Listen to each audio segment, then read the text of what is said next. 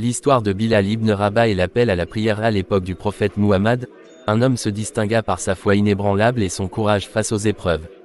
Cet homme s'appelait Bilal ibn Rabah, un esclave affranchi devenu l'un des plus proches compagnons du prophète. Bilal était originaire d'Abyssinie, l'actuelle Éthiopie, et avait été réduit en esclavage à la Mecque.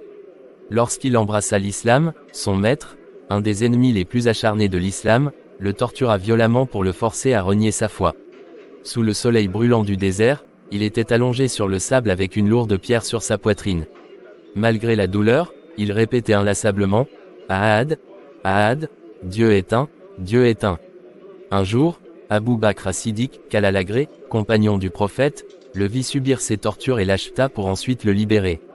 Dès lors, Bilal devint un fidèle serviteur de l'islam et resta aux côtés du prophète Muhammad.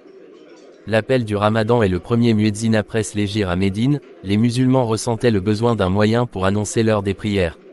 Certains proposaient une cloche, d'autres une corne, mais le prophète reçut une vision où un homme enseignait l'adhan, l'appel à la prière.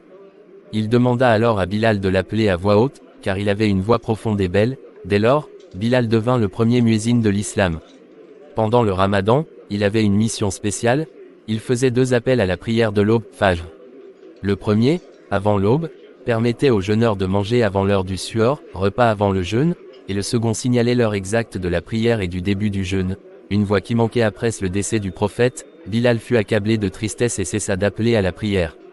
Il quitta Médine et ne fit l'adhan qu'une seule fois de plus, à la demande du calife Omar ibn al-Khattab.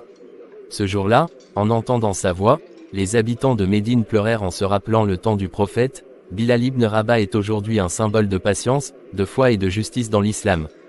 Son histoire rappelle que l'islam a aboli l'esclavage et prône l'égalité entre tous les êtres humains, peu importe leur origine ou statut social. C'est une histoire authentique et puissante, surtout pendant le Ramadan, où l'appel à la prière a une signification particulière. Veux-tu que j'ajoute un autre détail sur Bilal ou sur l'importance de l'adhan pendant le Ramadan ?